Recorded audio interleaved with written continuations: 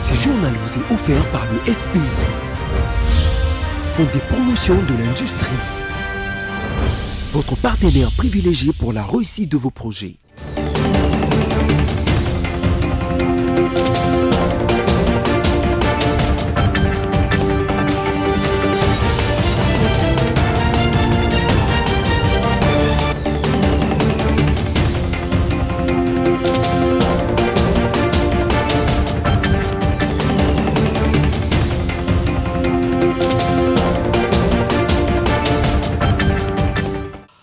Mesdames, Messieurs, bonsoir et bienvenue dans ce journal du 21 mai 2024. Tout de suite, les sommaires.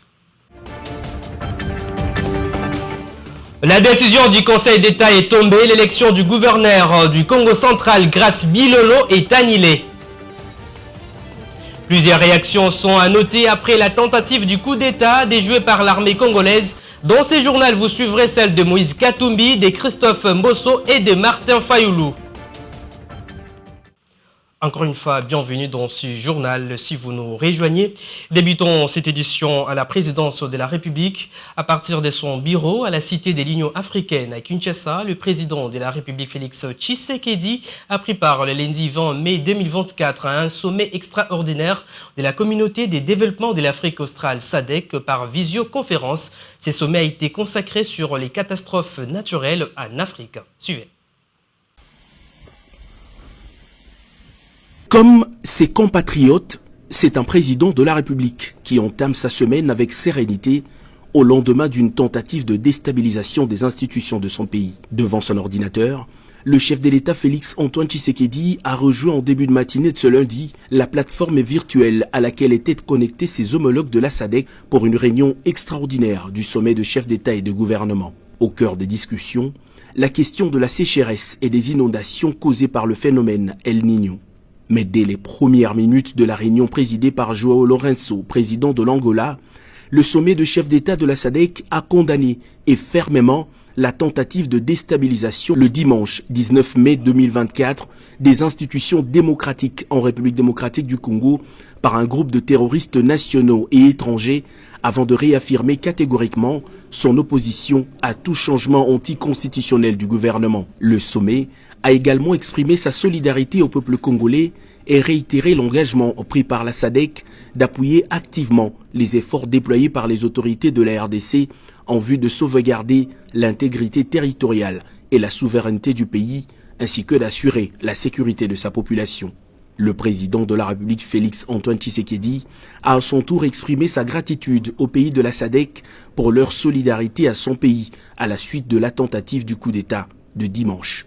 Évoquant la question centrale du sommet, la réunion extraordinaire de la SADC qui a reçu un rapport sur l'impact de catastrophes dans la région a exprimé sa préoccupation au sujet de la crise humanitaire engendrée par la sécheresse et les inondations qu'El Niño a aggravées, avec pour conséquence plus de 61 millions de personnes touchées par le phénomène. Dans l'objectif d'augmenter les ressources nationales des États membres touchés auxquels fait partie la République démocratique du Congo, le sommet a lancé l'appel humanitaire régional de la SADC à plus de 5,5 milliards de dollars et a également déployé des efforts pour mobiliser des ressources auprès de partenaires nationaux, régionaux et internationaux afin de faire face aux répercussions de la sécheresse et des inondations auxquelles font face plusieurs pays du continent.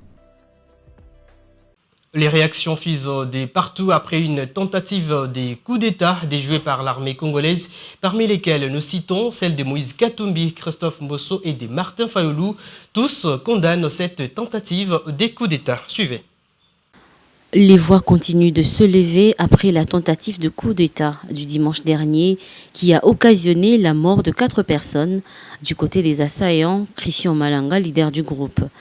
Plusieurs réactions dans la classe politique congolaise sont enregistrées, notamment celle de Christophe Mbosso, qui dénonce et condamne avec fermeté cette attaque et présente ses condoléances les plus sincères à Vital Kamerhe, ainsi qu'aux familles biologiques de ces 2 vaillants gardes du corps. Parmi les réactions, nous pouvons lire également de Moïse Katumbi, je cite, « Quelle que soit la nature des revendications, le recours à la violence n'est pas une option pour la paix, la stabilité et le développement d'un pays comme la République démocratique du Congo, comme l'aspire le peuple congolais. Pour sa part, Olivier Kamitatou, lui, estime que la lumière devra être établie et les responsabilités dressées sur la nature des événements qui ont provoqué ces pertes en vie humaine dans la capitale. Inutile de porter des jugements et de chercher la vérité au risque de procéder aux arrestations arbitraires. Le Bureau national du parti Engagement pour la citoyenneté et le développement SID se sent plus que troublé, notamment par la chronologie des événements, la taille du commando au regard des vidéos diffusées, la provenance des assaillants et les cibles visées. Il déplore également les morts causées par cette funeste entreprise et exige une enquête internationale pour faire la lumière sur ce qui s'est réellement passé.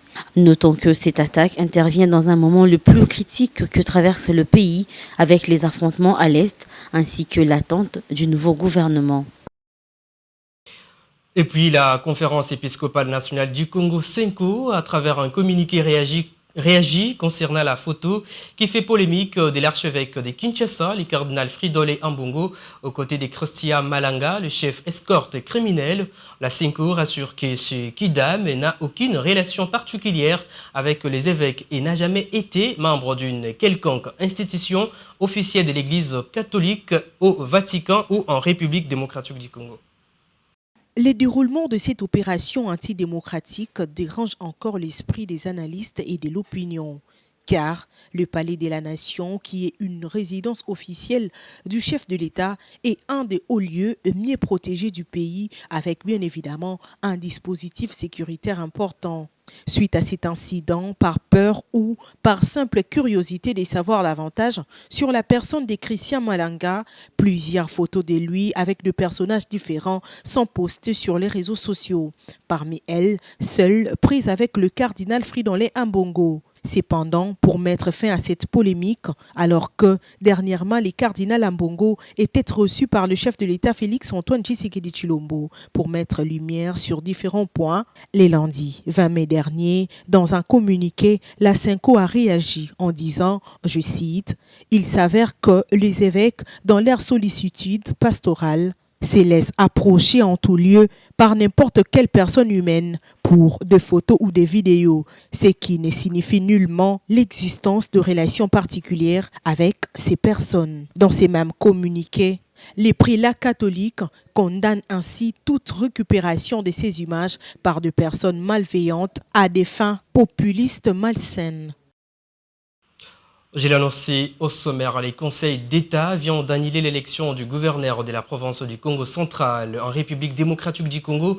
L'élection de Grace Bilolo est donc annulée pour des raisons d'irrégularité constatées lors du vote.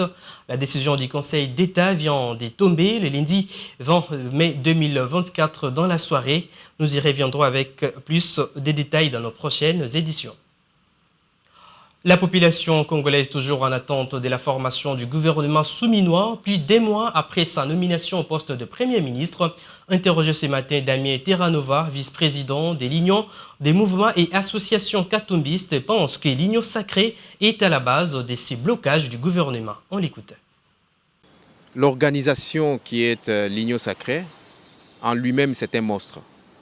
C'est un monstre à double tête. Nous, on le savait, parce que nous l'avons dit autrefois, qu'il sera difficile de M. Félix Tshisekedi de gouverner avec ces monstres qu'il s'est construit de lui-même. Donc je pense que la cause du blocage de la sortie du gouvernement aujourd'hui, c'est l'Union sacrée. C'est l'Union sacrée qui est un monstre qui est en train de se manger lui-même. Que M. Félix Tshisekedi, qui est le concepteur de ces monstres, doit savoir les défaire. Il doit savoir le défaire. Sinon, c'est un monstre qui va le bouffer. Il doit dissoudre l'Union sacrée. Il doit les dissoudre pour permettre à ceux qu'il gouverne. Sinon, il ne gouvernera jamais. L'Union sacrée, ce n'est pas le Parlement. Ça, il faut le savoir. Et le président le sait lui-même qu'il ne pourra pas dissoudre le Parlement comme bon lui semble. Ce n'est pas un matin qu'il s'élève, il dit je dissous. Non, ce n'est pas ça. Il y a une procédure à faire. À moins qu'il continue à être dans l'arbitraire. Mais sinon, démocratiquement parlant, ce n'est pas faisable. Autre chose, tentative de spoliation de la concession FPI scellée par la famille Kengo Wadondo, et dans un communiqué, l'établissement public dénonce l'anarchie et l'inexécution des décisions judiciaires de sa réinstallation et en appelle à l'implication du président de la République, Félix Tshisekedi. Suivez. Les fonds de promotion de l'industrie FPI dénoncent la présence injustifiée de militaires et policiers dans sa concession couverte par les certificats d'enregistrement volume A/N 41 follué 171, subséquent à l'arrêté ministériel numéro 653-KB/mine.F.France 2019. Il s'agit de la concession ex-Manoa de 20 hectares acquise en 2013, située dans la commune d'Elancélé à Kinshasa. Les FPI, propriétaires du site, soulignent avec amertume qu'il a été déguerpi sur base des décisions judiciaires obtenues d'une manière irrégulière par la famille de M. Kengo Wadondo, président honoraire du Sénat. À cet effet, les FPI a initié 2 procédures pour recouvrer ses droits.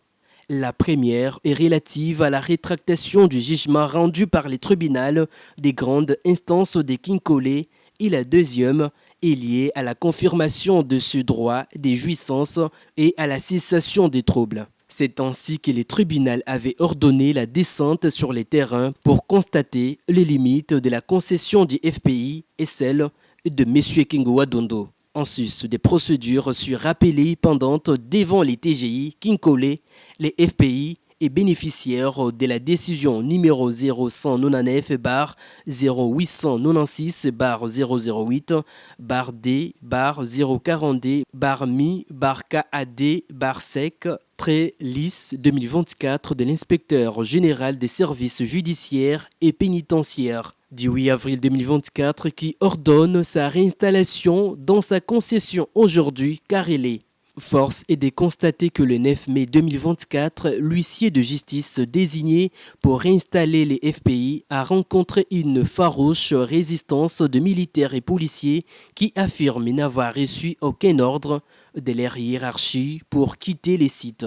La décision de l'inspecteur général n'est pas exécutée à cause des interférences de certaines autorités civiles, militaires et policiers. Ces militaires et policiers ont été placés sur les sites avec la complicité de certaines autorités de l'armée et de la police.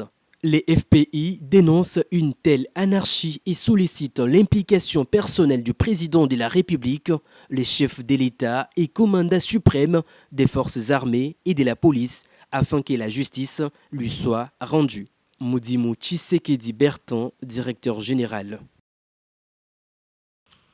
Et à l'international, le premier ministre israélien de droite, Benjamin Netanyahu, a lundi 20 mai 2024 rejeté avec dégoût les mandats d'arrêt réclamés par un procureur de la Cour pénale internationale CPI, à la fois pour les dirigeants israéliens et pour des responsables du Hamas palestinien. Suivez. La réponse de Benjamin Netanyahou à la CPI ne s'est pas fait attendre. En tant que Premier ministre d'Israël, je rejette avec dégoût la comparaison faite par le procureur de La Haye entre l'Israël démocratique et les assassins de masse du Hamas. Il s'agit d'une distorsion complète de la réalité. C'est exactement à cela que ressemble le nouvel antisémitisme.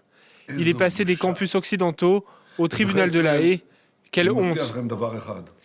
Des propos repris presque mot pour mot dans une lettre signée lundi par 106 des 120 députés israéliens pour dénoncer la décision du procureur de la CPI. Nos soldats héroïques se battent avec un courage et une moralité inégalés, conformément au droit international.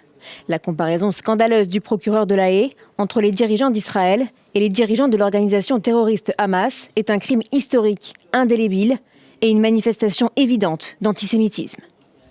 Face aux accusations de crimes de guerre et de crimes contre l'humanité de chaque côté de l'échiquier politique, l'État hébreu fait bloc et par-dessus tout refuse d'être assimilé aux figures du Hamas, elles aussi visées par des demandes de mandat d'arrêt. Il n'y a pas de comparaison possible. Nous ne l'acceptons pas et nous ne pouvons pas l'accepter. C'est impardonnable. Nous avons mené et nous menons une guerre juste. Et il doit être clair que nous ne resterons pas silencieux à ce sujet. Une comparaison insupportable aussi pour les États-Unis. Exit les tensions sur une offensive à Rafah. L'heure est à l'union. Il est clair qu'Israël veut faire tout ce qu'il peut pour assurer la protection des civils. Mais je veux être clair, contrairement aux accusations de la Cour internationale de justice contre Israël, ce qui se passe n'est pas un génocide. Nous rejetons cela. Jamais ces derniers jours, Benyamin Netanyahou n'aura eu un tel soutien. Du côté du Hamas, la réaction est virulente aussi. L'organisation dit condamner fermement les demandes de mandat visant ses dirigeants. La décision assimile la victime au bourreau et encourage Israël à poursuivre sa guerre d'extermination. Si les juges de la CPI décident d'émettre les mandats d'arrêt, en théorie, n'importe lequel des 124 États membres est censé procéder aux arrestations. Mais comme la Cour ne dispose d'aucune force de police, sa force de frappe ne tient qu'à la volonté des États membres de jouer le jeu.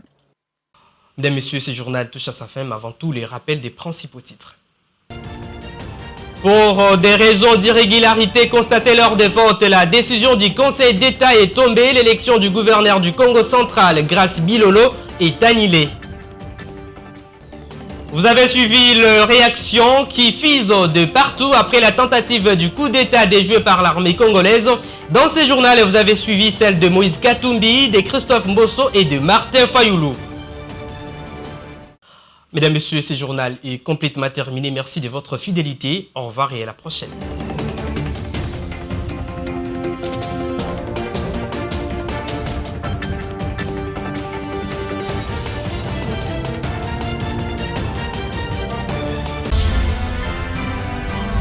Ce journal vous a été offert par le FPI, Fonds des promotions de l'industrie, votre partenaire privilégié pour la réussite de vos projets.